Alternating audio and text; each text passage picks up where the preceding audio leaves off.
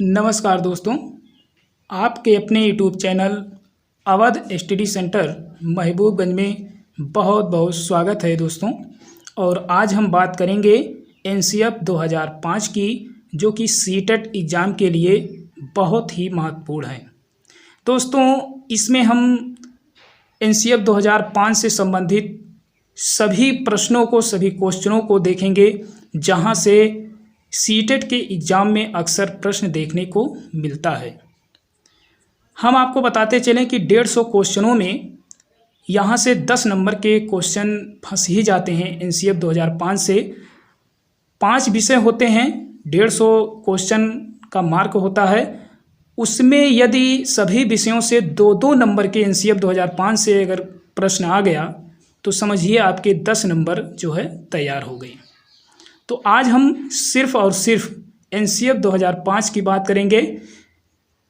कभी कभी इसका फुल फॉर्म ही पूछ लिया जाता है, तो इसका फुल फॉर्म होता है नेशनल करिकुलम फ्रेमवर्क, यानी कि राष्ट्रीय पाठचर्या की रूपरेखा।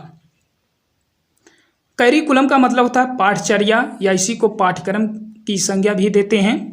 करिकुलम जो शब्द है ये लैटिन भाषा का शब्द है, जिसे दौड़ का मैदान कहते हैं। अर्थात वह दौड़ का मैदान जहाँ पे बच्चा चल करके स्वयं जो है अपनी रूपरेखा तैयार करता है, यानी कि उसको सीख करके जो है अपनी रूपरेखा तैयार करता है। यदि हम इसके जो है मूल आत्मा की अगर हम बात करें कि आखिर एनसीएफ 2005 आखिरकार है क्या, तो इसको हम 2 लाइन में कवर कर सकते हैं कि शिक्षा को रटंत प्रणाली से मुक्त करके बच्चों के वास्तविक जीवन से जोड़कर बच्चों का सर्वांगीण विकास करना ही एनसीएफ 2005 की मूल आत्मा है। यानी कि एनसीएफ 2005 ये कहता है कि रटंत प्रणाली को मुक्त कर दिया जाए और बच्चों को उसके वास्तविक जीवन से जोड़ करके, यानी उसकी जो दैनिक जो चर्या है उससे जोड़ करके पढ़ाया जाए, जिससे उसका सर्वांगीण विकास हो सके। तो यही होता है एनसीएफ 2005। आइए आगे हम बात करते हैं कि इसकी शुरुआत सबसे पहले कहाँ से और किस निबंध से लिया गया था। इसकी जो शुरुआत हुई ये रविन्द्रनाथ टैगोर की एक निबंध है, सभ्यता और प्रगति। यहीं से जो है इसकी शुरुआत हुई है। दूसरा इसमें है एनसीएफ 2005 का प्रमुख सूत्र क्या है। तो एनसीएफ 2005 का जो प्रमुख सूत्र है ये है लर्निंग विदाउट बर्डन, यानी कहने का मतलब होता है कि बिना बोझ के पढ़ना और अधिगम करना।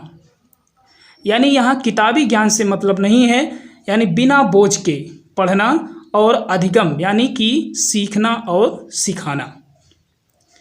अगला है विद्यालय शिक्षा का अब तक का नवीनतम राष्ट्रीय दस्तावेज जो है ये है एनसीएफ 2005। ऑप्शन में ये पूछ सकता है कि विद्यालय शिक्षा का अब तक का सबसे नवीनतम जो राष्ट्रीय दस्तावेज है वो क्या है, तो वो है आपका एनसीएफ 2005। आगे है एनसीएफ 2005 की शुरुआत प्रोफेसर एस पाल की अध्यक्षता में शुरू किया गया।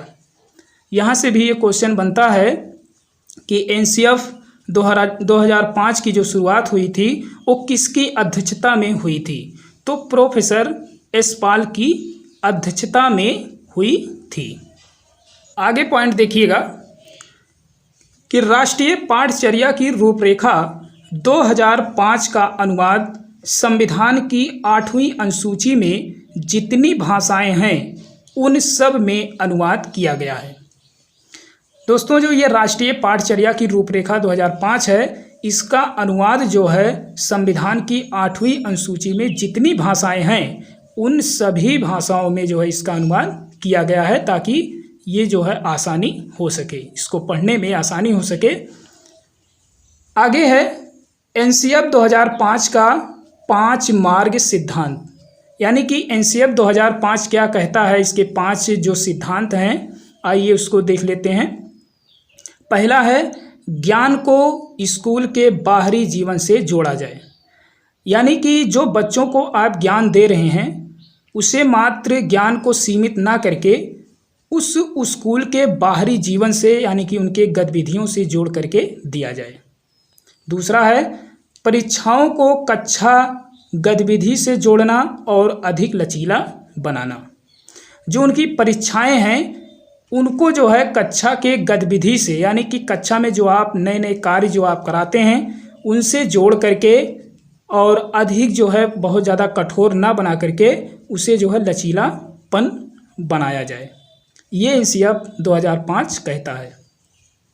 आगे है तीसरा नंबर, पढ़ाई की रटन प्रणाली को ख़त्म करना, यानी कि जो पढ़ाई है उसे रट्टा न मारा दिया जाए, यानी कि उसमें बच्चों को दिखा करके कोई चीज़ आप पढ़ा रहे हैं, जैसे आप छोटा से अनार या बड़ा से आम, छोटी से इमली यदि आप पढ़ाते हैं तो बच्चों को रटंत प्रणाली वहाँ पे ना दीजिए। उसको आप श्यामपट्ट पर या कापी किताब पर कहीं भी उसको आप बना दीजिए, उसके चित्र आप बनाइए और उसे बच्चों को दिखाइए।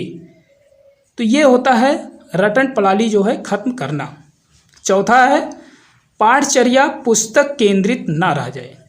जो पाठचर्या है, जो पाठ्यक्रम है वो जो है पुस्तक केंद्रित ना रहे, यानी कि बालक को केंद्रित मानकर पढ़ाया जाए, यानी बालक जिस तरह से पढ़ना चाहे उसे उसी के अकॉर्डिंग जो है बनाया जाए।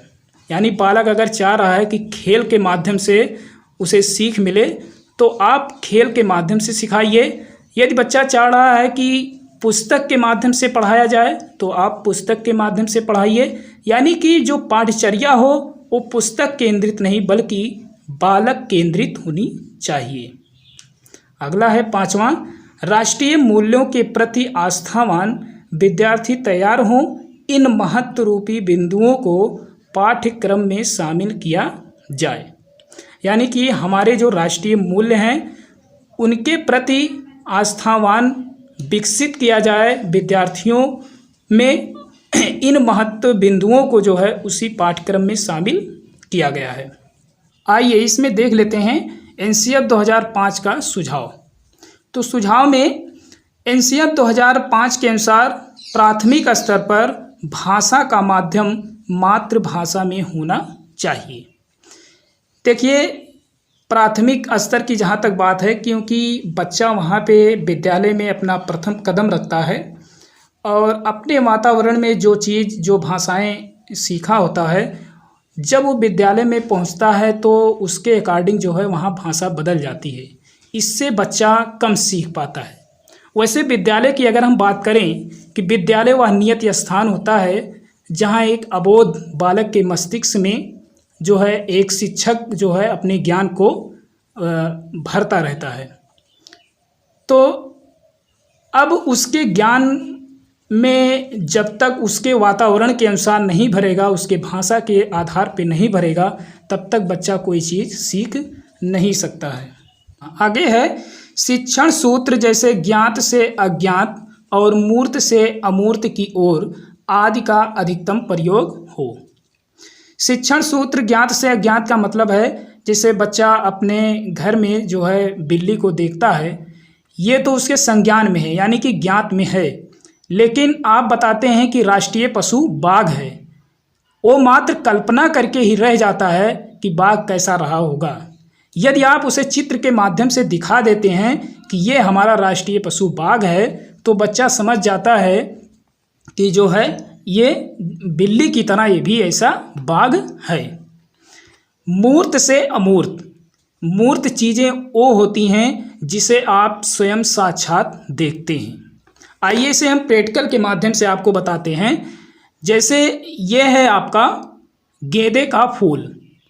गेंदे का फूल आप साक्षात जो है देख तो रहे हैं, लेकिन इसमें छिपी हुई जो स्माइल है, जो इसकी सुगंध है, जो इसकी खुशबू है, इसे आप नहीं देख पा रहे हैं। ये होती है अमूर्त चीज़ें। जैसे बच्चा सपना देखता है, वो कल्पना करता है, कल्पना की हुई चीज़ें ही क्या होती हैं, अमूर्त चीज़ें, यानी उसको देख नहीं पाता है। हवा है, चलती है, लेकिन आप उसे देखते नहीं हैं, आप मात्र उसे महसूस करते हैं। तो ये होती हैं अमूर्त चीज़ें। तो आप बच्चों को इस तरह से प्रैक्टिकली करके आप बताइए कि ये गेंदे का फूल है, ये जो है गुलाब का फूल है जिसे आप देख रहे हैं, ये मूर्त है और इसमें छिपी हुई जो पीछे जो इसकी सुगंध आ रही है, ये क्या है, ये आपकी अमूर्त चीज़ें हैं। तो ये होती हैं मूर्त से अमूर्त की ओर इसका अधिकतम प्रयोग हो, ये एनसीएफ 2005 कहता है कि आप बच्चों को इस तरह से आप सिखाइए, उसको ज्ञान कराइए। अगला है सूचना को ज्ञान मानने से बचा जाए। मात्र सूचना प्रदान करने से आप बच्चों को ये ना मान लें कि बच्चा जो है ज्ञानवान हो गया है।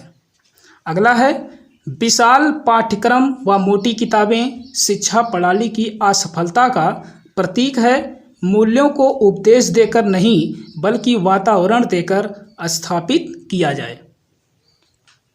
आप कक्षा में या जो है विशाल विशाल पाठ्यक्रम व मोटी मोटी किताबें कितनी भी आप ला के रख दीजिए, अगर बच्चा को समझ में नहीं आ रहा है तो आपका पढ़ाना व्यर्थ है। उससे अच्छा है कि एनसीएफ 2005 कहता है कि आप किताबों का सहारा ना लेकर के बच्चों को खेल के माध्यम से उनकी मानसिकता के आधार पर आप पढ़ाइए, जो बच्चों को समझ में आए, उनकी गतिविधि को देखकर उनको बाहरी जीवन से जोड़कर। यही होता है वातावरण, यानी कि उनमें वातावरण स्थापित करिए अपनी भाषाओं से, उनके मातृभाषाओं से। आगे है अभिभावकों को सख्त संदेश दिया जाए कि बच्चों को छोटी उम्र में निपुण बनाने की आकांक्षा न रखें। यानी कि ये एनसीएफ 2005 कहता है कि अभिभावकों को ये संदेश दिया जाए कि बच्चों को जो छोटी उम्र में कहते हैं कि हमारा बच्चा निपुण हो गया है, ये गलत बात है, ये आकांक्षा नहीं रखनी चाहिए। ये एनसीएफ 2005 कहता है। आगे है बच्चों के अनुभव को ध्यान में रखते हुए मनोवैज्ञानिक तरीके से बाल केंद्रित शिक्षा प्रदान की जाए। अभी हमने आपको बताया कि बच्चों के जो अनुभव हैं उनको आप ध्यान में रखिए और मनोवैज्ञानिक तरीके से उसको जो है बाल केंद्रित शिक्षा, यानी कि जो बालक जिस मन से पढ़ना चाहे आप उसी वातावरण में उसी के अनुसार आप उसे शिक्षा दीजिए। यही होता है बाल केंद्रित शिक्षा। अगला है पुस्तकालय में बच्चों को पुस्तक पढ़ने का खुद का अधिकार दिया जाए। आप वहाँ पे बच्चों को यह ना कहें कि आप ले आइए पुस्तक पढ़िए, आप पुस्तकालय में बच्चों को ले जाइए, उनका जो मन करेगा वहाँ से पुस्तक ले करके वो स्वयं अध्ययन करेंगे। ये उनका खुद का अधिकार है और ये एनसीएफ 2005 कहता है। तो मित्रों, आशा है कि आप लोगों को एनसीएफ 2005 जो राष्ट्रीय पाठचर्या की रूपरेखा है समझ में आया होगा।